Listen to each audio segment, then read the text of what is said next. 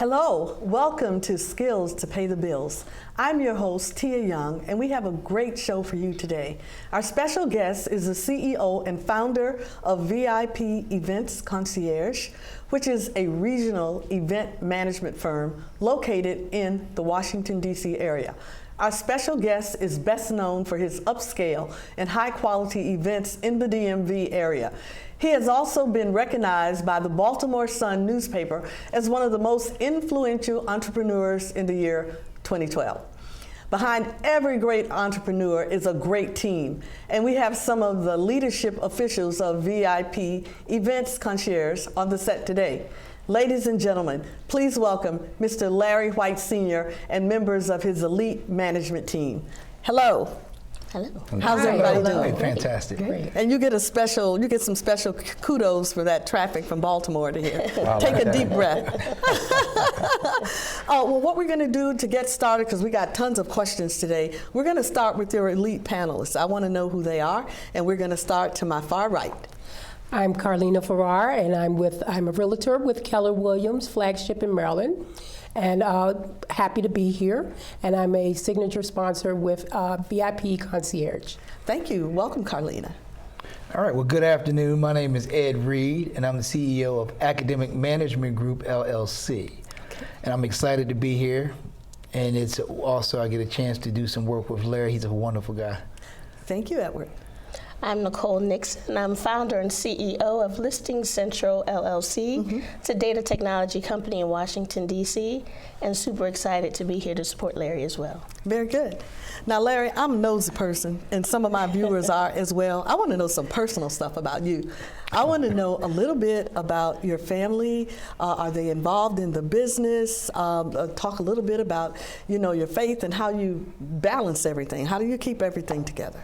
Well, first, I want to thank you, Tia, for allowing myself and this great group to come on board to the TV show today and just really talk about some great initiatives that we have. But as far as my family, I'm trying to groom my son to be that next entrepreneur. He's in corporate America. We've all been there, and trying to groom him to kind of take over my space, at least collaborate with me at this point. I do get a lot of support from my wife and children. Sometimes they run the registration tables for us. But God has definitely put some great people around me, and my family is very supportive. So with that, Philippians, what is that? All 4:16. 4:16. Yeah. All things are available to happen through Christ. So, and I'm glad you mentioned that, because it is a faith-based Christian business, and it's my ministry. So good. I absolutely. like that. I like that very much. Okay, so now tell us about your company and about how you got started and how you came up with the concept. Sure. So we've been in business, VIPeVENTS Concierge, for 5 years, but I've been doing event planning for 25 years with my 12 years prior Navy experience. I've always been hands-on with logistics and operations, and I just wanted more flexibility with my family. And being an entrepreneur and having your own business, you get an opportunity to have those rights, especially having 5 small children. But the company has 3 arms. We do full service event planning, event marketing, and transportation. We have access to over 50 vehicles, which regionalize from Richmond to New York on the event side. So, but 3 arms: event planning, event marketing, and transportation. Okay. So are you a national company and regional? Tell me about that. Well, with all these folks up here, we're headed there. We all the books say regional in 5 years. We just went regional in our 5th year, and so we've been in business for 5 years, and we're regional from Richmond up to New York, that mid-Atlantic, and perfectly with a few other initiatives that'll come out of this particular event that we'll talk about later, will be a national brand within the next year. Wow, that's very impressive. What about employees? How many hats do you wear? Well, it's funny you talk about that, because Ed and I talk about it as well as Nicole. When you have a small business like myself, I typically go the virtual aspect to hire virtual employees. Kind of helps with the overhead with insurance and things of that nature. But currently I keep about 2 main employees. We just hired an executive assistant. She's out there now, and I'm really excited about that. But we're small, but we also take these virtual teams and we can go on the road. So sometimes there's a little bit of turnover, but it kind of saves on the front end as far as the, have to do the 401k, which we want to be able to do those things. But in my business, a lot of times you may have 2 or 3 people that have a certain skill set that has this particular skill set to do that particular project, so you may only need to have them around for a month or 2, so we just kind of do the virtual staffing there. Okay, so I'm not going to make you do all the work. I'm going to get some questions in here to these, this elite panel that we have here. Let's start with Nicole. What is Listing Central? So Listing Central is a data technology company that actually helps carriers across the United States send their data to places like 411, the print, white, and yellow page directories, but we also bridge the gap with the relationship of data. So we start to help connect either other database companies with political campaigns or just different things to do with the data, whether you're in telecommunications, if you're in cable, or you're a new network provider trying to figure out how to get your data in the industry. Wow. So we facilitate that management across the United States. Fantastic. Wow. Well, CARLENA, you know, many years ago, I'm not going to, because I don't want to date myself, I thought that I could go out and purchase a home on my own. I didn't want to go through the realtor, because at that time, I think it was 4%. I didn't want to pay the 4%. It was a disaster. Can you talk a little bit about, you know, people getting a realtor, qualified realtor, versus trying to get out there on their own and purchase a home? Sure. We have many people who initially think they know all about their homes, and they look at their neighbors, and the neighbor might say, "Oh, I sold my house for $499, and you should do the same because you have this amount of bedrooms or that amount of bedrooms." And usually they're kind of way off because they haven't done a comparative marketing analysis of all the homes in their neighborhood and see what they actually sold for, because the neighbor don't always tell you the truth. Right. They tell you what it's listed for, not necessarily what it was sold for. Right. And sometimes there's been 2 or 3 reductions in that price. And so choosing a realtor will help you to get the facts that you need to make an informed decision. Okay, all right, that makes good sense. Edward, why did you start your organization? You're going to have to help me with the pronunciation, because I didn't know whether that was academic or academic. Okay, academic. Okay. Management Group, LLC. Okay. All right, and the reason I started that company is I spent the last 25 years, over 25 years, working with young people. I've served as a high school counselor. I've served as a crises counselor at a shelter down in Washington, D.C., working with families, working with kids. But I've also served as an assistant principal at some of the top schools in the region. Matter of fact, some of the schools have been the top 6 in Maryland, and within the top 100. A couple of high schools have served as assistant principal. And so there's some things that I've really learned over the years. We often talk about the achievement gap. Right. But there's another gap that happens, 2 gaps before the achievement gap. The first gap, it starts like a hairline fracture, and that's the access to information gap. Then it splits. Amen. Into opportunity. Yeah. Then we got an opportunity gap. That one widens, and now we have the achievement gap. And I've noticed is that there's so many kids across the country, actually across the world. I got a partner in Hong Kong, and we see the same thing. But what happens, there's that group, I call it your tier 2 student, that kid that's in the middle, that good enough kid, that kid who has grades that are okay, all right? They're not failing, they're eligible, but they're not getting those scholarships because they don't have access to the information, because no one teaches them how to play the game. Right. Absolutely. And so I started this company to teach families and kids how to play the game, so that as they become adults, young adults, they can go in and start businesses, get scholarships, go to college, understand how to navigate these things. And so it's been a true blessing, but it's my ministry to give Wow, back. it seems like your passion That's too. awesome. Well, it's This such a union need, is a though, because we're not going to passion. have It people is. buying houses. Yeah. We're not going to have people being able to utilize your services, Right. and as business owners, we need to have a pipeline Right, that's of right. future employees, future colleagues who can generate revenue in their own businesses following their passions. And so if the young people don't have a guide to teach them how to navigate, then they're like sheep, just going through a process. Right, that's right. Thank you so much. Larry, we're back to you. Events, you do a lot of high-scale events. Sure. I happened to see an event that you did, I think it's called Jam 22, is that it?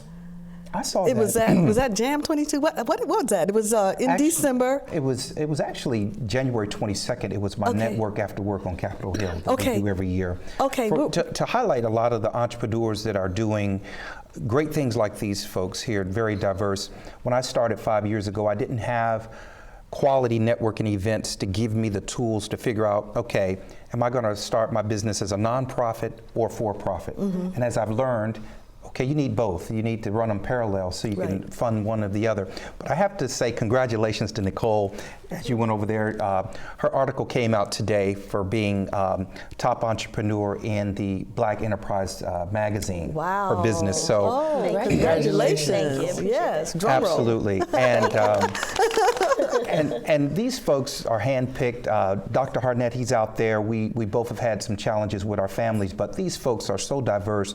And the things that I do with these events, I try to poll the entrepreneurs to see what's out there to help with that pipeline. And also the things that Nicole and CARLENA are doing, I could say that's a good mixture because you'll see all of them April 28th at the conference, and we're trying to empower the community, empower corporate America, empower entrepreneurs, especially the startup ones as well, and also the senior VPs and corporate folks to give them the tools to maintain their business. Because a lot of times you see startups and businesses where they go south after a few years because maybe the economy wasn't working well. So Shirley Lou's there to talk to them about the financial aspects. So great panel. So everybody needs to come out April 28th. Right. We're going to show a short clip of Jam 22. We'll be right back. Hi, my name is Shirley Lou. I do financial planning, helping safeguard from losses. And we're teaching women how to learn for themselves about financial education. And the most important things is everyone out there today, the biggest problem they have with money is that if the market goes down, you can really lose big time. And what if there are products out there available, and in an education standpoint, teaching you can't lose money when the market goes down.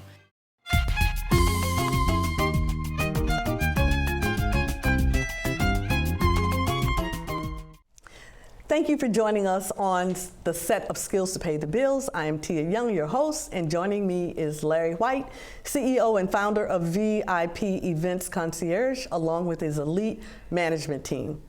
Larry, prior to the break, we had an opportunity to look at the Jam 22 clip.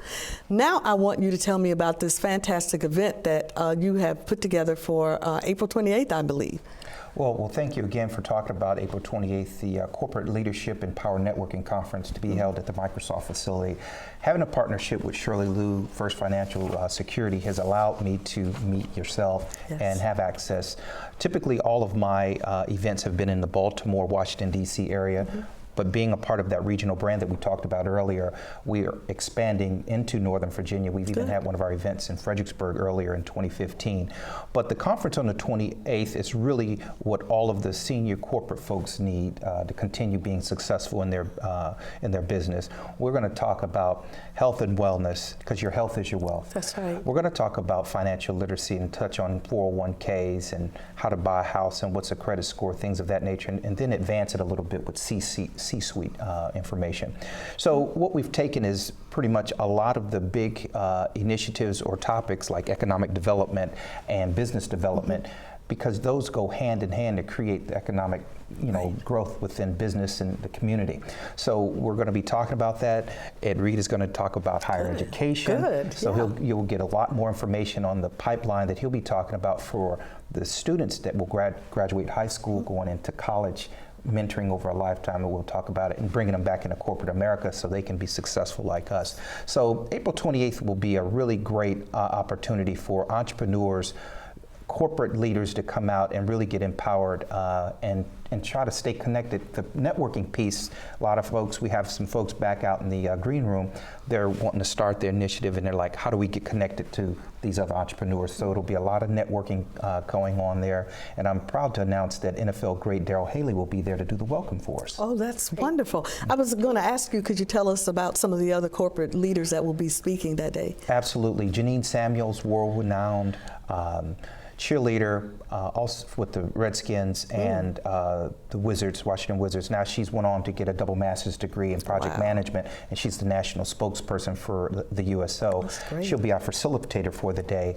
We also have Dr. Harnett. He's a health and wellness doctor. He'll be out there talking about holistic treatments. So we're going to come on the health and wellness a lot different than most companies would do. We have Stephen David Stone, principal attorney of Offit and Kerman, and he's going to talk to us about legal services. So we're going to cover the full gamut. And Dr. James Fetterman, who will be the Fairfax County Public Schools president for after-school programs, will be there as well. So we've tapped into Northern Virginia, and this beautiful young lady, Nicole, she's lives in Loudoun County. So we're really happy to connect Washington, D.C., a lot of portions of Maryland, of course, into Northern Virginia. So it'll be a plethora of different demographics represented, and we also have about 5 companies that will be represented from New York attending as well. Wow, that's a fantastic event. Now, the date is April 28th, and the time? 8 a.m. to 3:30. Right, and I think we have a flyer that's being shown now. With a hard stop at 3:30 per Microsoft. A hard stop, yeah. That is true. Well, we're going to switch gears a little bit because I know that you've been an entrepreneur for a long time. And just the short time I've known you, the one thing that I have felt emanating from you is integrity and honesty, that you tell the truth, you know, even if it hurts you, tell the truth. Absolutely. So my question to you is, what are some of the challenges that you have faced as an entrepreneur? You may not be facing any now, but I mean, you had to walk to get to this point. So share with our viewers. Great question, Tia. It seems like Ed and I talk about it every other day in prayer. A lot of times when you hire a lot of virtual folks, you have to screen them with their skill set to see if they're qualified to do the job. And a lot of times when you're vetting entrepreneurs, some of them just kind of want to get their name out there, but they're really not qualified in the experience.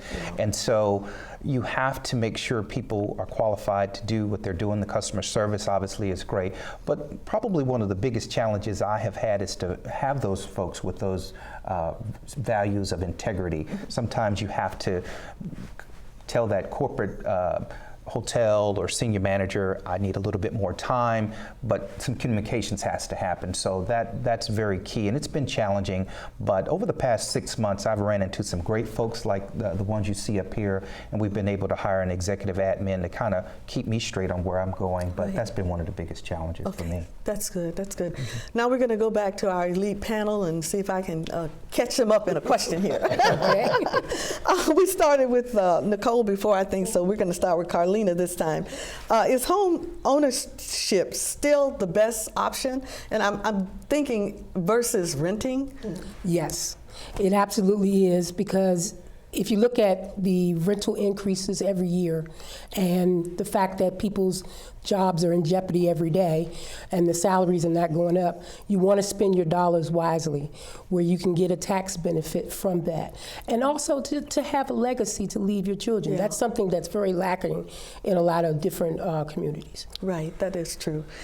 Ed, how does your company empower students to maximize their post-secondary option? And that's a great question, Tia.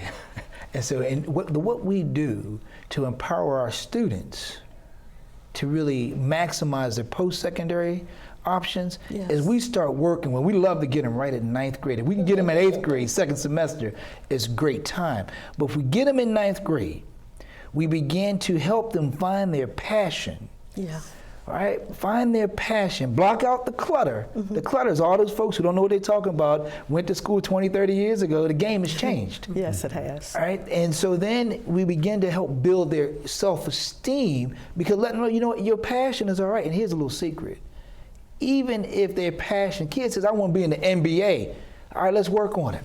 because we're going to build transferable skills so as that child matures without shooting down their dream, and they might not make it to the NBA, but they have a set of transferable skills that they can apply. Yes. So nevertheless, we work with the kid, we coach them, and we coach them through. And what's really nice is that you often hear about the bullying, and you think about experiences you might have had or someone you know, and sometimes kids won't always show how much they really know in a classroom setting. That's true. They won't ask questions to get guidance.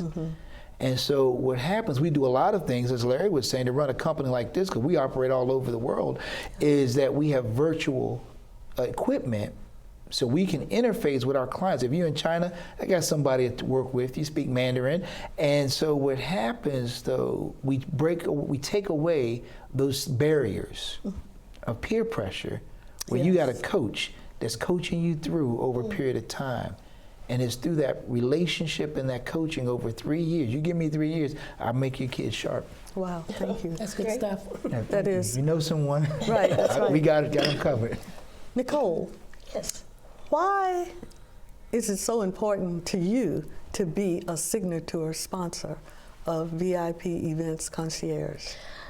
You know, it's important that when we spread the word of who we are and how we made it to where we are, speaking me in particular, you know, I am definitely an anomaly. You know, I wasn't the college graduate.